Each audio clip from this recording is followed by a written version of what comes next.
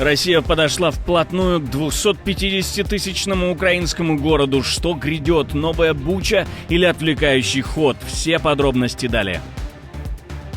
Китай окончательно выбирает сторону. Пекин впервые резко сворачивает помощь. О чем это говорит? В Казахстане внезапно сближаются с врагом Путина. НАТО становится еще ближе. Сделаны выводы из кремлевских угроз, и это очень не нравится Москве. Что дальше?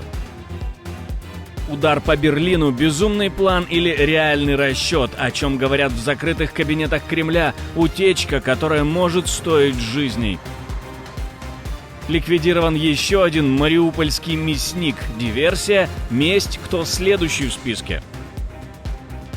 Агрессивный Лавров, кого Путин призывает душить, это и многое другое. Самые важные и срочные новости, эксклюзивные подробности. Вы смотрите новостной выпуск «Нехта». Оперативно о событиях в России, Украине и мире. Раньше и понятнее других. Все, что нужно знать сегодня. Спасибо, что смотрите, спасибо за доверие. Не забывайте ставить лайки, не забывайте оставлять комментарии и не забывайте подписываться на каналы. Все это очень несложно. Поехали. Россия подобралась вплотную к Сумам. До города осталось 27 километров, по данным аналитиков Deep State. Москва мечтает создать так называемую буферную зону на украинской земле. За последние дни Россия взяла под контроль сразу 4 пограничных села. Новенькое, Басовку, Веселовку, Журавку. Но на этом не останавливаются. Пытаются закрепиться дальше в Беловодах, Локне и продвинуться к Юнаковке. К тому же российская делегация в Стамбуле не просто вела переговоры, они прямо заявляли украинцам: мы заберем Сумскую и Харьковскую области. Эти угрозы, как пишет Financial Times, прозвучали в ходе переговоров, где Москва четко обозначила свои территориальные претензии. К тому же во время визита в Курскую область Владимир Путин подтвердил свои планы на еще 2 украинские области – Харьковскую и Сумскую. А как вы думаете, эти маневры – это начало наступательной операции или нет? Пишите в комментарии свои мысли, не забывайте. Игра на 2 фронта, решение которого ждали все, но никто не мог подумать, что оно случится на самом деле. Китай остановил поставки дронов Украине, но не просто остановился, он продолжает снабжать ими Россию. Китайские дроны Mavic открыты для России, но закрыты для Украины, говорит президент Владимир Зеленский. На российской территории уже работают сборочные линии с участием китайских специалистов. Это значит, что Пекин не просто поставляет готовую технику, а помогает Москве создавать собственные дроны. Поставки осуществляются по 2 основным маршрутам. Первый – морской путь через порты на Дальнем Востоке, где грузы разгружают и дальше транспортируют по железной дороге и автодорогам вглубь страны. Второй – сухопутный маршрут через границу с Монголией и Казахстаном, где техника и детали быстро попадают на российские заводы. Одновременно Китай резко сокращает экспорт тех же комплектующих, магнитов для моторов дронов и других ключевых деталей в Европу и Украину. Эти грузы идут через порты Шанхая и Гуанчжоу, но теперь часто задерживаются или вовсе блокируются на таможне. «Мы вам не скажем, какие у нас условия», — говорит усатый рот Путина. Песков четко дал понять, Россия не собирается рассказывать миру, что же там у нее в документах по урегулированию конфликта в Украине. Тишина и закрытость — вот их стратегия. Нужно дождаться ответа украинской стороны и дальше уже ориентироваться. Российская сторона вчера было заявление министра иностранных дел Лаврова, где все абсолютно четко было сформулировано, было изложено наше предложение по продолжению переговорного процесса. Но такая игра в закрытую только подливает масло в огонь. Отсутствие прозрачности затягивает войну и мешает найти хоть какой-то мирный выход. Мир возможен только тогда, когда все стороны честно сядут за стол переговоров и признают право Украины на суверенитет. Тем временем Сергей Лавров как раз и подтверждает мирные, конечно же, намерения РФ. Париж и Берлин под предводительством Макрона и Мерца истерически вместе с Зеленским требуют от нас согласиться на немедленное прекращение огня без каких-либо предварительных условий. Как говорится, спасибо за приглашение, но мы это уже пробовали и видим вас насквозь. Наша команда существует благодаря вам. Поддержите ее, чтобы мы могли продолжать нашу работу. Удар по Берлину? Потому что больше ничего не остается? Будет ли на самом деле Москва обстреливать немецкую столицу, или все это будет только в воображении пропагандистки Симонян, которая сразу же после резонанса начала оправдываться? В московских кабинетах обсуждают, что если немецкие военные будут бить немецким оружием по Москве, а разрешение бить таурусами может означать только это, поскольку хозлы не могут ни их обслужить, ни ввести полетное задание, то нам ничего не остается, кроме как бить по Берлину. Пресс-конференция Фридриха Мерца и Владимира Зеленского повлекла за собой угрозы из России. Санкционирован ли такой вброс старшими по званию или сама натупила? Как думаете? Пишите в комментариях. Не забывайте, это очень важно.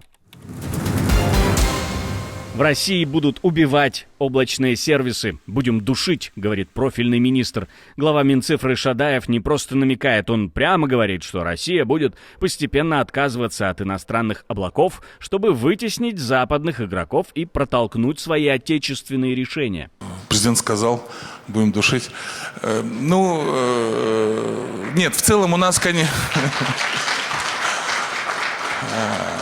Путин уже заявил, нужно душить тех, кто не ушел из страны до конца. Теперь это превращается в план действий. Зарубежные сервисы начнут резать по частям, а компании будут вынуждены переходить на российские аналоги, которые, по сути, пока далеко не идеальны и по качеству, и по цене. Ставрополь взорвало. В прямом смысле. В ночь на 29 мая в самом центре города прогремел мощный взрыв. В результате ликвидирован первый замглавы Ставрополя, участник войны и ключевая фигура в штурме Мариуполя.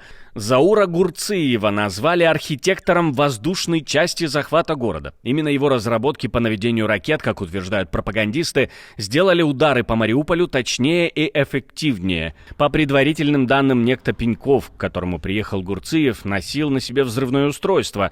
Его буквально разорвало на части, а Гурциев скончался спустя несколько минут после взрыва.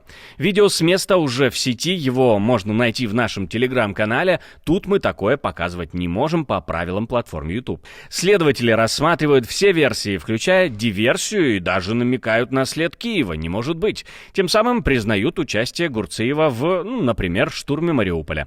Как думаете вы? Ваши версии пишите в комментариях. Обязательно интересно посмотреть.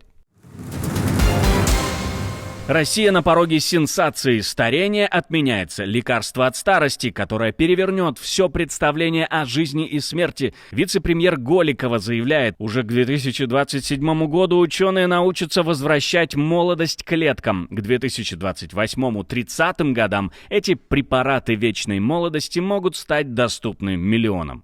К концу проекта наши ученые предполагают получить и внедрить лекарственные препараты, восстанавливающие стареющие клетки и их функции. Но это не просто медицина, это гигантская ставка Кремля. На проект выделяют до 2 триллионов рублей. Космические деньги, которые затмевают многие другие программы.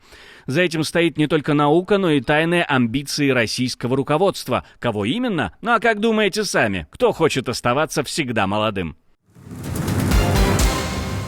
В Нидерландах разгорается скандал. В мармеладках от Хариба неожиданно нашли каннабис. Люди начали жаловаться на плохое самочувствие после сладости, а некоторые даже вызывали полицию. Производитель срочно отзывает партию конфет Хариба Хэппи Кола. Контрольные органы подтвердили, в этих мармеладках действительно нашли следы наркотиков. Вот только как каннабис оказался в конфетах, остается загадкой. Это уже не просто ошибка на фабрике, это серьезный удар по репутации бренда и угроза безопасности покупателей. Теперь не будете брать такие, правда? Казахстан готовит громкий прорыв на оружейном рынке. В стране началось строительство секретного завода по производству артиллерийских снарядов. Казахстан делает амбициозный шаг в сторону НАТО. Начато строительство нового завода по производству артснарядов. Проект предусматривает выпуск боеприпасов калибра 122, 152 и 155 мм. Это показывает, что страна пытается соответствовать как советским, так и натовским стандартам вооружения одновременно. В проекте участвует загадочный сингапурский партнер, название которого власти тщательно скрывают. Это уже вызвало волну вопросов, кто стоит за этим контрактом и каковы настоящие цели сотрудничества. Информация о новом заводе поступает из ограниченного количества источников. Известно только, что объект строится в одном из национальных индустриальных парков Казахстана, но место держится в строжайшей тайне.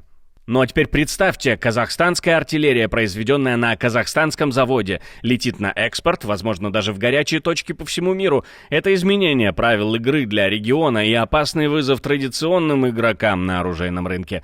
Казахстан, получается, теперь не просто наблюдатель, а игрок, который готов продавать смерть в стальных оболочках всем, кто готов платить.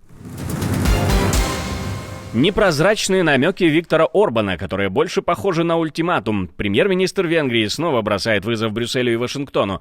Прямо на международной конференции он заявляет: Европе нужен мир, но его не будет, если принимать Украину в ЕС. По словам венгерского премьера, расширение Союза — это не про дипломатию, а про открытие нового Восточного фронта против России. Мол, Киев в ЕС — это билет на войну, а не в мир. Ускоренное вступление Украины в Европейский Союз является удобным предлогом для военной реорганизации Европы. Либеральный план ведет к военной, централизованной и погрязшей в долгах Европе, где нет свободы, но есть покорность. Вот в чем проблема Венгрии. Венгры — свободный народ. К слову, Венгрия и Словакия накануне пошли против Польши, заблокировали принятие общей декларации ЕС о поддержке демократии в Европе.